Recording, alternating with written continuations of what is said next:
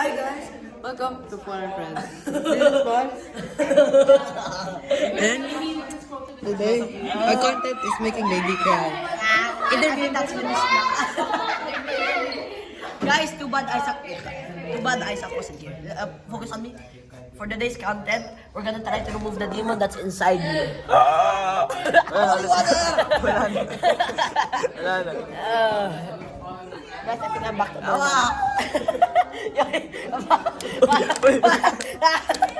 Uy, lalabas na daw na. Lalabas yung demonyo dito. Inom.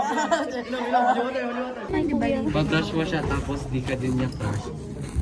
Di niya yung kasalanan kasi may crush ang iba eh. Feelings Parang akin. Nasaktan ako. Oh, nasaktan si Kasi when I had a crush on him,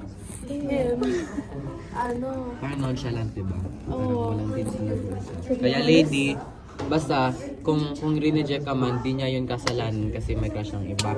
Kasalanan, walang may kasalanan dito. You can't force